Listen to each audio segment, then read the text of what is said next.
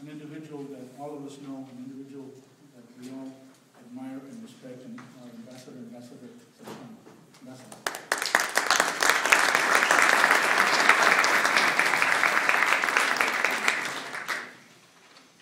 Thank you, Mr. Chairman.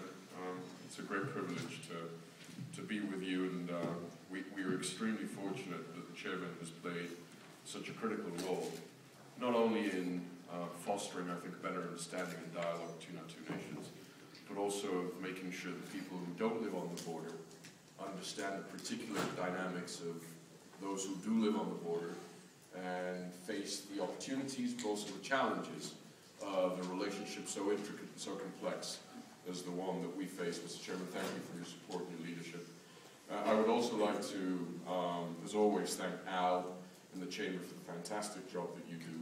It's an honor and a privilege to be your honorary president. I do this with great pleasure every year. The Chamber is, I think, the most powerful example of how co-stakeholdership can be built in this relationship, and how this bottoms-up approach sometimes is much more effective than those of us in the executive branch preaching from the bully pulpit, trying to sometimes push bureaucracies and push others to do things that we think are needed. So thank you again for all the support and all the hard work that the Chamber has put into this relationship over so many, many years. And finally, I'm honored to be here with my colleague, my friend, Alan Bersin. And given that there are cameras here, I don't know how comfortable he's going to be with what I'm about to say, but please, Mexico needs Alan Bersin confirmed as Commissioner for CBP.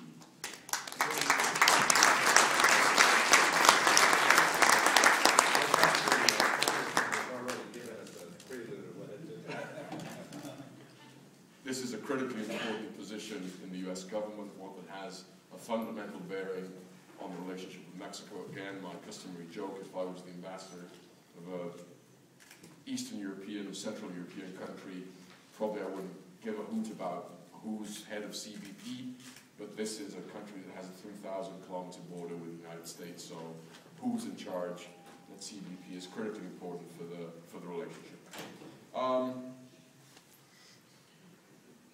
I'm sure that top of mind today, because of the recent events on the border in Ciudad Juarez, you have many questions, concerns about the generic issue of border violence. And so I will spend the few minutes that I have speaking here today to underscore the challenges that both our countries face in the fight against organized crime, and the real challenges that we face as drug syndicates use violence on both sides of the border to push back against our joint efforts to shut them down. Again, it's a self-evident truth, but not because it is so, it is less relevant, and that is that we are what we are because we were what we were.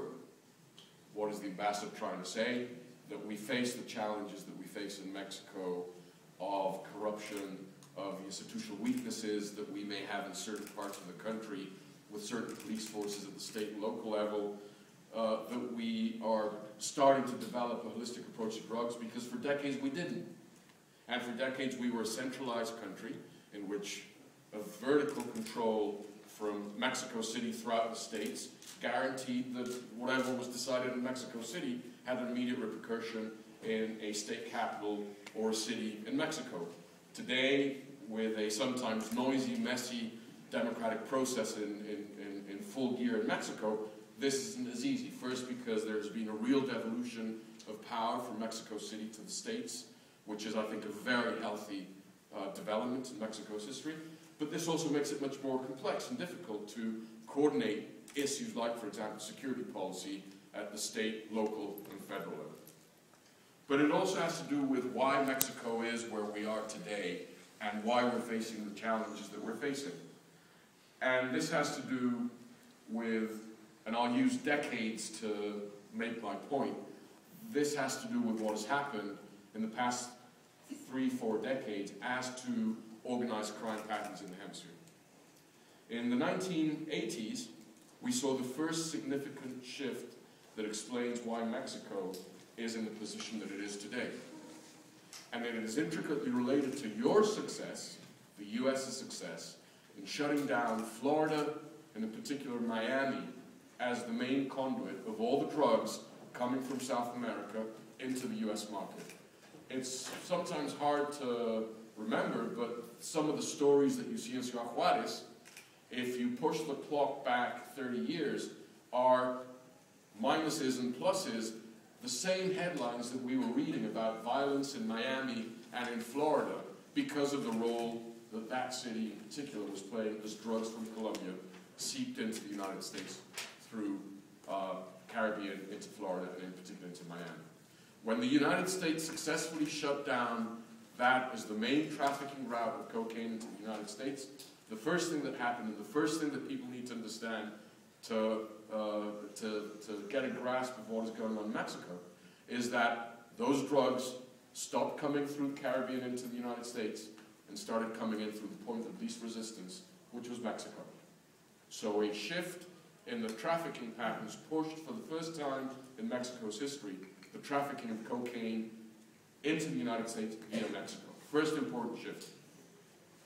The second occurred probably a decade later, when the Colombians, the Colombian drug syndicates, after having worked with their Mexican counterparts by paying them cash to serve as carriers, conveyor belts of cocaine through Mexico, decided that their Mexican counterparts, their brothers in arms, would be better incentivized to ensure the successful delivery of shipments of cocaine into the US market by, instead of paying them cash, paying them in kind. And the profound effect this had was that from one day to the next, for the first time in the history of Mexican organized crime, those syndicates acquired the ability to place and control, or seek to control, distribution and retail operations of cocaine in the US market. So from being basically a transportation operation for the Colombian drug traffickers, they started selling their own cocaine in the US market. And as you can imagine, the first effect this had is that it drove their profits through the roof, and it allowed them to have much more money at their disposal to buy weapons, to corrupt, to bribe, to grow powerful. So that's the second very important shift to understand why we're standing where we stand today. The third one is as a result of a Mexican president's decision to say no more. Of a Mexican president's decision to say, we cannot let this issue fester and continue to grow. And regardless of where all of us in this room may be on the issue of drugs and illegal substances, let me be very clear. President Calderón's decision to shut down and push back against organized crime is not a moral crusade against drugs. It's an effort to ensure that the rule of law in Mexico is the empire of the law. That Mexico and the rule of law and the empire of liberty are paramount in Mexico. This is what this fight is about. Ensuring the rule of law. And there's no more important threat to the rule of law in Mexico today than that which the drug traffickers generate as a result of their illicit business. But what happened when the president decided to push back was A, by dismantling groups and trafficking routes, we triggered a fight between organized crime to control the last remaining routes of drugs into the United States. So what we've seen for the past 3 years is a food fight between rival gangs fighting for control of the last remaining cities or staging grounds of drugs into the United States, A.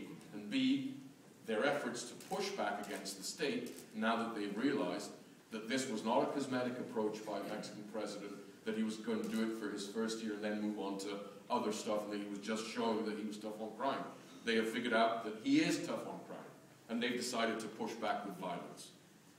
The third phenomenon that has occurred is that now these drug syndicates, because we have curtailed their ability to deliver cocaine into the US market as successfully as they used to in the past, and they're not making the money that they used to from cocaine, have moved into other forms of organized crime.